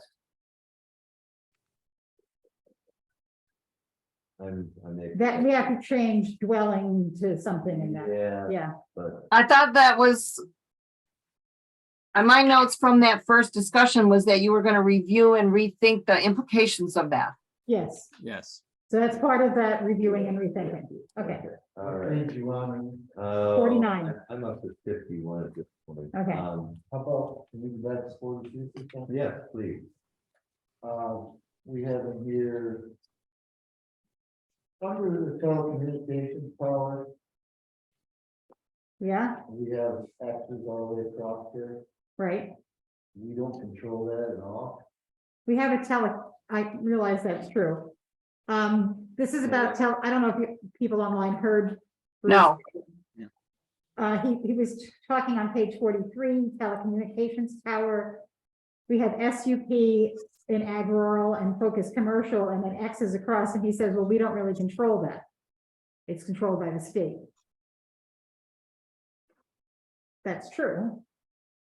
So, We can. say- I mean, I think the situation is murky. And I know that there's a lot of state and federal preemption, and Bruce is well aware of this from his work on the review board as well as being stationed next to one.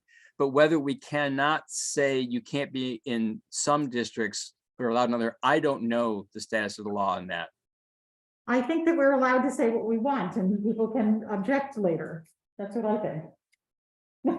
Well, that objection comes in the form of a lawsuit. So, Well, this has to go through the town's attorney, right? Yeah, so this is gonna go through the town's attorney But anyway. he's- Should do we, we want to just take it off the list and just not address that? Then it's Because not we don't, allowed use. well, but it's not our business, Well, yeah, if you don't, I don't know. I would rather find the answer out of whether you can say yes or no than just ignore it, because ignoring it means it's not an allowed use anywhere. okay, so shall we ask our attorney? Found out, can't say yes or no. State regulates, they tell you that this is where, because it's now a necessity, it's no longer, Could we ask the attorney? Okay, Absolutely. Yeah. so we're gonna ask the attorney. Okay, good. Okay, moving along. All right, so, let's see, I have my highlighted.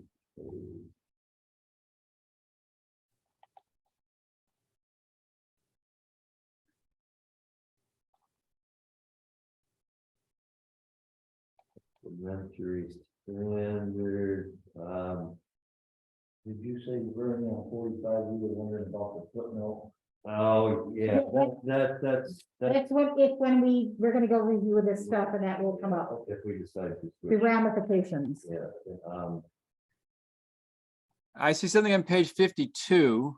52, see this, yeah, I don't have the, Oh, but that's just that you want the reader's aid box. Nan rewrote the reader's aid box, and I will admit I have not reviewed it. Sorry. Fessing up to not doing my homework. It's again about dwellings. If we change that, we'll just have to change something there. yeah, the density bonus thing. Oh, Was, yeah, point number 4. was really messed up, but I think Nan fixed that in the. I- I'm sorry, I'm on the wrong page. Yeah, page 52 at the bottom, you had a question on affordable or Oh, senior housing. Yeah, like, I mean, senior housing, what's that? Housing for seniors. Okay, so what's a senior? We have to define it. Why do seniors, I mean, it's just, what we got? It's like a child unfriendly community here?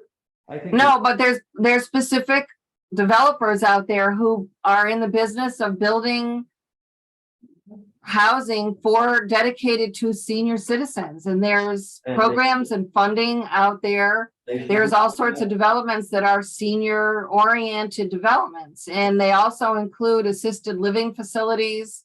We have- And I understand that, but they should be allowed because they're affordable housing, not because they're dedicated to. well, people. but this is under the density bonus section. So we're basically saying that if you want to put in senior dedicated housing, that will give you a bonus to do that. We'll give you All right, more houses to do that. This is Right. not the use table. So the Or- reason it's, wait, no, wait, the reason it's in there is because in the comp plan, it says that we want to be an age-friendly community. Okay, and various other things to that effect. And so it's tying into that, saying that we would like to encourage housing options for seniors. And that's how this got interpreted in the zoning law. Okay, well, we need to. I just think that there are places in this world where senior housing means 55 and up only, nobody else allowed, period. You know, I don't want there to be somebody coming into this community who wants to do something like that. Not because it's good for old people, but because they want to exclude children. You know, so I think it's just a matter of a definition.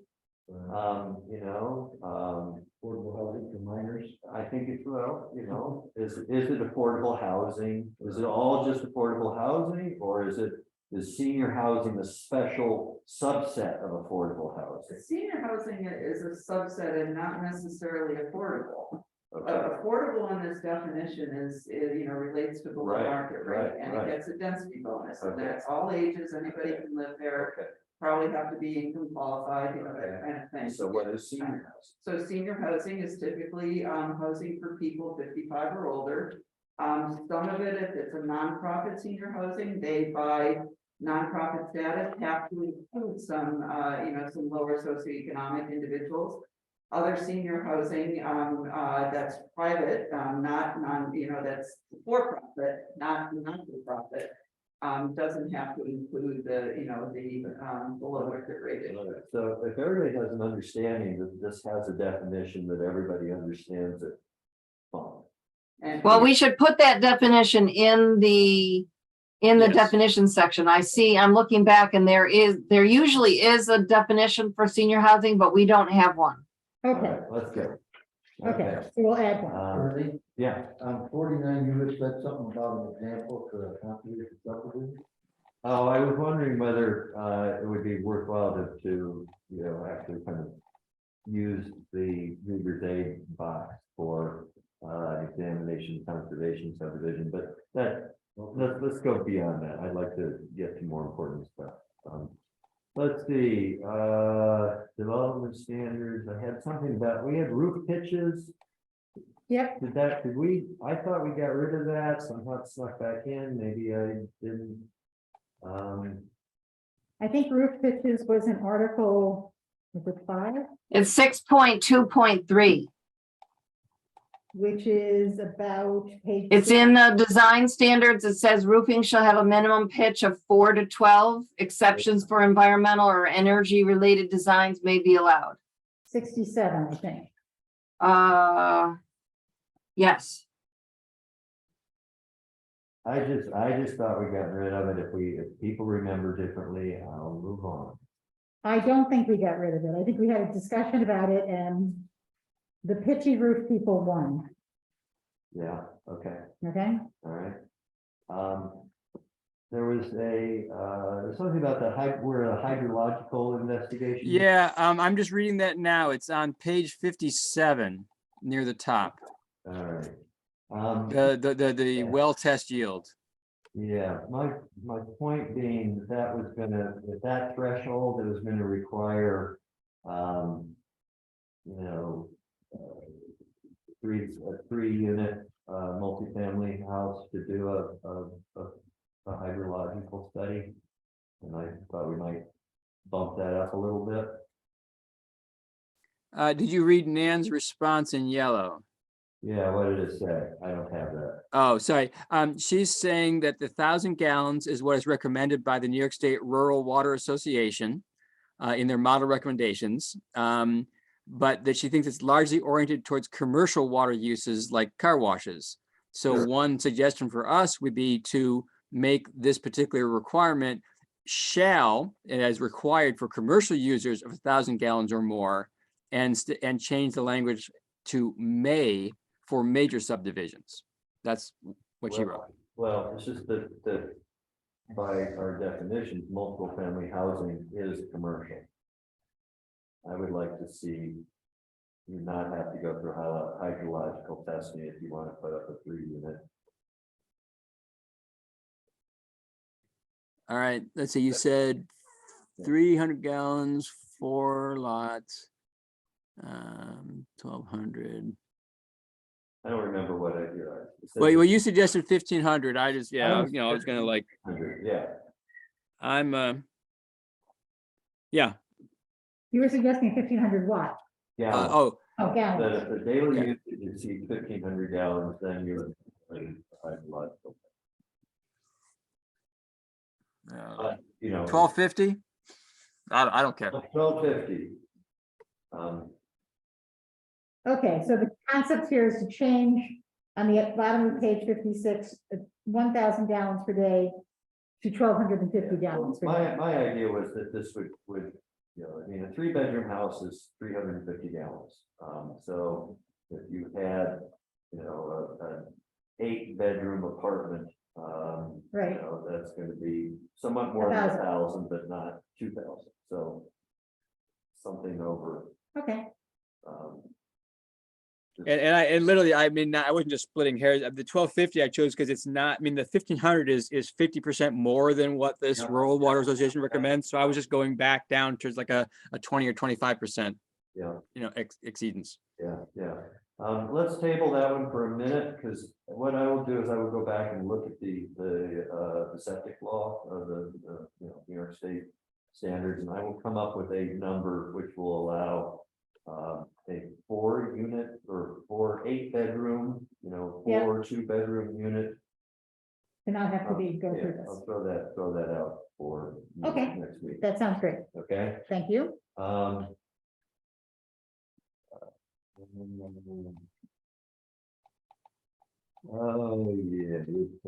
Okay, so,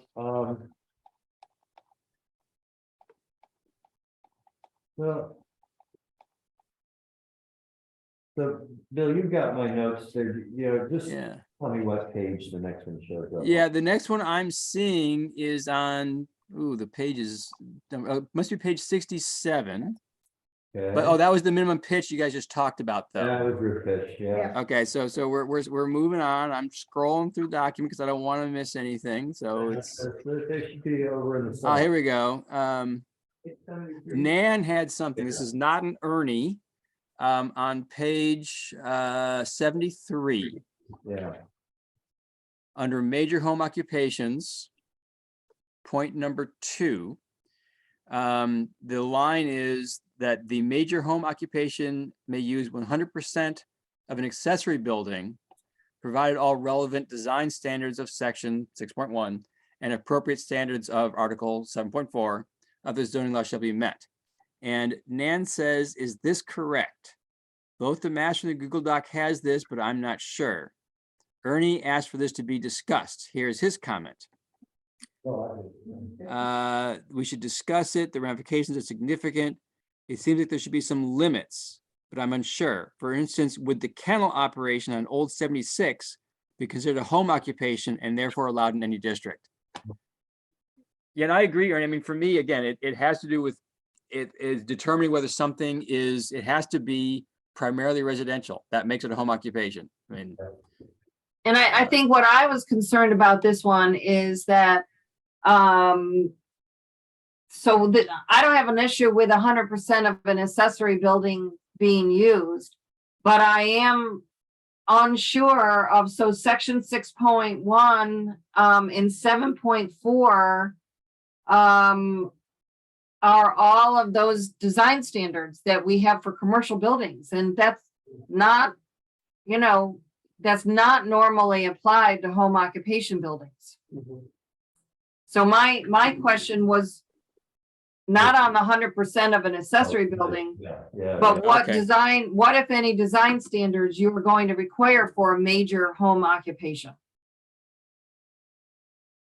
So what this is saying, it's that all of the standards of 6.1 and 7.4 have to be met. So 6.1 are, I think those are probably, you know, mostly general kinds of things that you would want, but 7.4 is,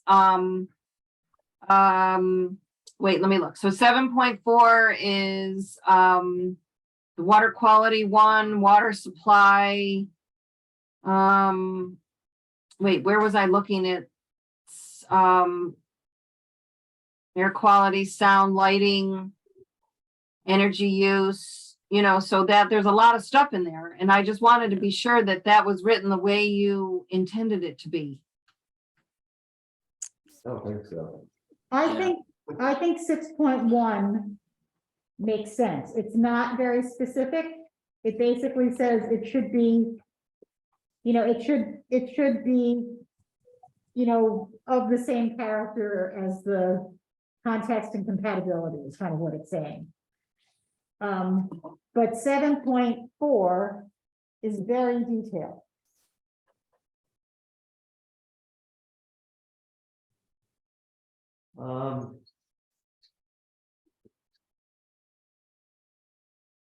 Yeah. I mean, we're talking about, you know, accessory buildings, garages, barns, you know, someone puts up a Morton building. Well, I Do mean, you want them, or it's an existing building that they convert to some sort of home occupation? The question is, do you want them to have to meet some of those more specific design standards that we have in 7? Yeah, I agree, Jean, that 7.4 is the more detailed one. You know, what about 7.3 instead of instead of 7.4? Maybe that's, Oh, What? yeah, site plan consideration. those are considerations, but they're not as, and they make sense to me. Yeah.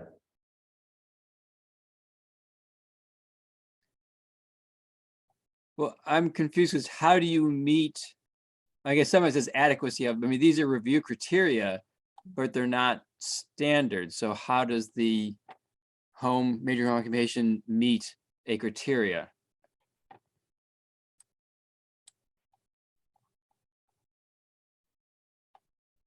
Maybe they don't have to meet them, but they have to address them. So it would say the major home occupations may use 100% of the accessory building, provided all relevant design standards of section 6.1 and appropriate standards and appropriate, whatever they And are, appropriate standards of Article 7.4. or an appropriate standards or, Well, So who's gonna establish what the appropriate standard? right. No, because what you wanted was that they had to somehow maybe address in narrative form the requirements of section 7.3. I don't know. I would say appropriate standards of 7.3 make much more sense than standards of Yeah, 7.4. but there are no standards in 7.3 is the point I'm trying to make. Those are review They're- criteria. They're appropriate criteria of 7.3, which is basically just thinking about, you know, where's the roads gonna be? How is this gonna impact fire lanes? Right? Yeah, I mean, yeah, so the intent of this was simply to say, all right, you're gonna build a great big building on your property. And you've got a major home occupation, which has got cars and trucks and everything else going by and signs and all this stuff. So, you know, you've got to meet some of the commercial design standards, and that would be in Article 7. Right, so. Yep. I mean, you know, and it does say appropriate standards. And so someone could come to the review board and say, you know, I'm not having any lighting, I'm not having any whatever. And then it's just, those aren't asked for or discussed. I just wanted to make sure you were comfortable with that one. That's all. I'm not I No, didn't I'm want to glad make a you big did. deal out of it. We want to understand it and we clearly hadn't exactly until. Yeah. point. And so, I mean, I will admit, I have a bit of a hard time wrapping my head around a major home occupation, particularly if it has like 5 or 6 employees, with that somehow jibing with the fact that it says it has to be secondary in nature, you know, to the use of the property as a residential property. If they're building a big honking building, that starts to not be that to me. I guess eventually it's up to the review board. the example I pointed out is the kennel out there on Old 76. Yeah, Right. And it's a kennel and sooner or later an abattoir. And is that all the home occupation? The owners in residence, it's a major home occupation. But this is, I think, what our law would allow. Well, so this is the other example I keep giving, you know, gaggle, right? The owner lives on the property in a house. There are 4 or 5 other structures that the assessment office calls commercial structures. There's lots of roads and trucks, et cetera. I mean, it dwarfs, the commercial structures dwarf the residential structure. Is that a home business? I would say that's no longer secondary then. Yeah, that's And what I it's would not say. subordinate. Right.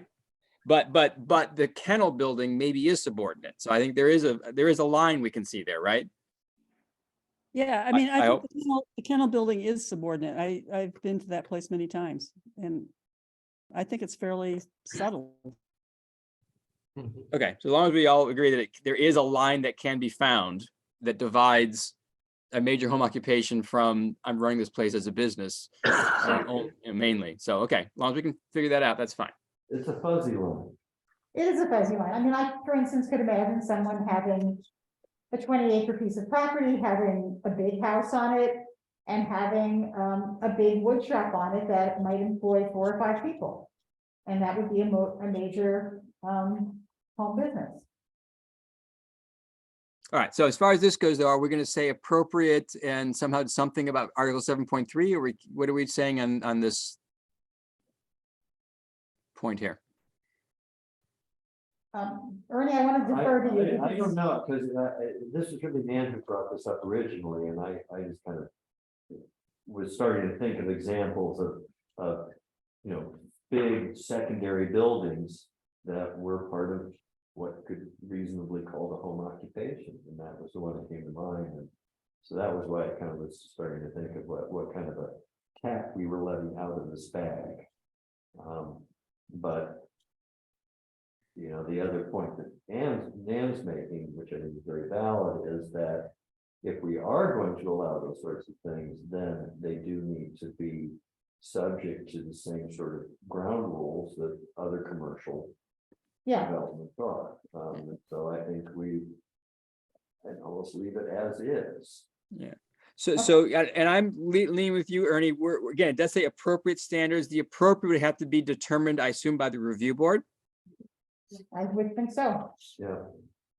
And maybe it should just be, you know, clarified by saying, you know, appropriate standard as determined by the review board.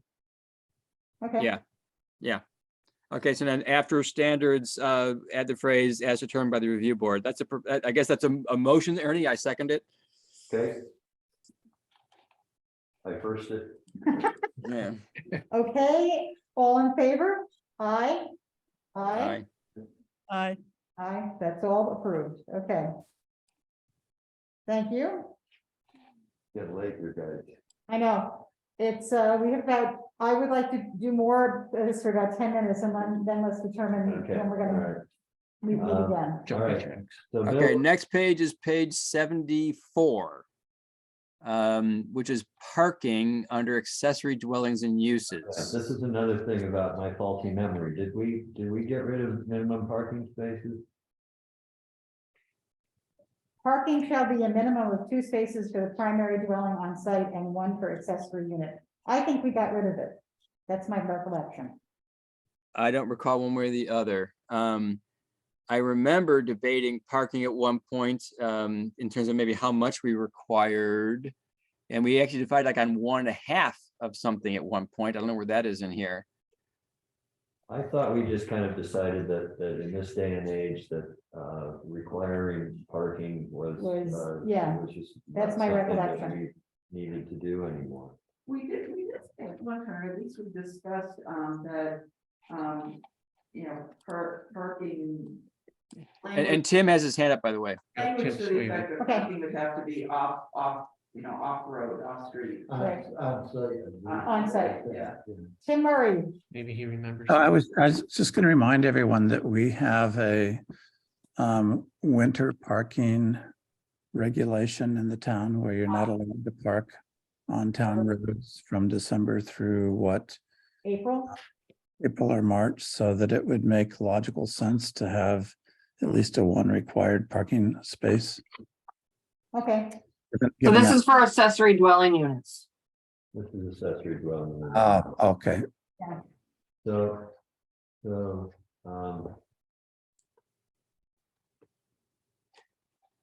I mean, I do take the point that, I mean, the reason for requiring it is to make sure there's not a ton of on-street parking, because that's a public safety hazard, et cetera. On the other hand, off-street parking is right, a perk. And so to some extent, the builder of the accessory unit is under some financial incentive to make that off-site parking. So, you know, I'm willing to let the market rule this one. If people want to eliminate this, I mean, I'm okay either way. You said off-site? I meant off-street. I probably said off-site. I meant off-street. Okay.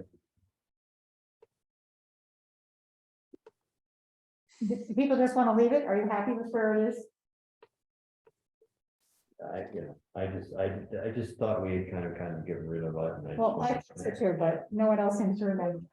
It just the comment there suggested any parking necessary for the primary and secondary dwelling be provided on site and not in a public road of way. Yes. Right. perfect. Yeah, I think that's the language. I second that. Okay, so we want to include what's in the comment. I didn't hear what you said. Can you say that again? Oh, is Yeah, that what's in the so comment? I'm looking on page 74 that has a comment on it in yellow, it's NS 12, if that helps. Where the word suggested is, and it says, any parking necessary for the primary or secondary dwelling be provided on site and not in the public right of way. Yeah, whoever wrote that should be commended. That's perfect. Okay. Everyone nod and tell me that's fine. Is that fine? I don't know if that's man or you. You can do that. That man wrote that. Good work, Ann. Work, man, okay. Does that sound good? I think that's great. That's fine. Okay, Sure. great, okay, so parking that is now done, That was Okay, page 74. an informal vote, I guess. I saw people's thumbs go right up. Great. Yes, I showed my gorgeous face for just a previous of seconds. I saw that, and I saw Michelle's as well. It was recorded. Okay. okay, so the next thing, I think is to start to get into the conservation subdivision thing. I guess I have a question, and it's kind of concerning, you know, how, trying to think through, you know, how you actually divide up this piece of land and then provide whatever, assurances Uh-huh. that there will, that the pieces of land that are that are supposed to be held open will be held open. And I understand that one of the ways that this can be done is okay, I think. What page you on? I think I'm looking at page 85. Okay. And, you know, and just looking at, you know, taking, you know, Bill's original example of the 20 lot subdivision where you'd be able to do 7 lots. And, you know, I'm just kind of thinking about, okay, if that's the criteria and I have to keep half of this being conserved in some way, And that one of the ways that I can do that is I can just create a big lot. I mean, I could take, you know, a 10-acre lot and put a house on it with a conservation agreement in the, you know, in the legal deed that says that no more development will happen on this, no more, no more development other than accessory dwellings or whatever that are allowed, and then develop the rest of it with the, you know, the 3-acre average and all of that, and then I would, and then that would meet the criteria, is that correct? Yes, that's the way this is written, yes. Okay, and so the other, so I can do that as long as that lot is at least 5 acres, Correct. right? So I could create 2 5-acre lots Yep, with those same criteria, and then develop the rest of it according to the 3-acre average stuff, and I would meet that. Is that correct? Well, if you have only a 10-acre parcel and you're creating 2 5-acre lots, that's what you're gonna do. It's a 20-acre parcel, Oh, and I'm gonna take, so that I'm clearly more than 5 acres, I'm gonna use 6 acres. Right. That's what I was gonna say. You're gonna be like 5.5 or 6, because you're gonna take some room with the house. So I got 12 acres that's dedicated, that takes care of the rest of it, I got a remaining 8 acres to develop the other 5 lots yep, that I would be allowed, right, of any size. right. So I just want to kind of, you know, just kind of want to understand this, because I think that rather than going through an HOA, rather than setting up, you know, whatever kind of dedication, preservation, you know, legalistic stuff that has to be done, this is the way that this will be done, you know, that people are generally going to say, okay, this is what I got to do. You got to take one big lot and then other little lots, and you know, that one's a conservation piece. I'm gonna sell it to some rich guy so he can put his giant house up there, and that's how we're gonna get it developed. That's not how they have to do it, but it seems to me that is kind of the easiest way, or at least it's the way you can explain it to somebody else when the question comes up, what do you mean a conservation subdivision? so maybe we should put in a reader's aid box. Well, that was one of my thoughts, is that you could actually take Bill's diagram and redo it a little bit and then say, oh, and by the way, this meets the conservation subdivision if these 2 lots are, you know, Right, dedicated as part of that.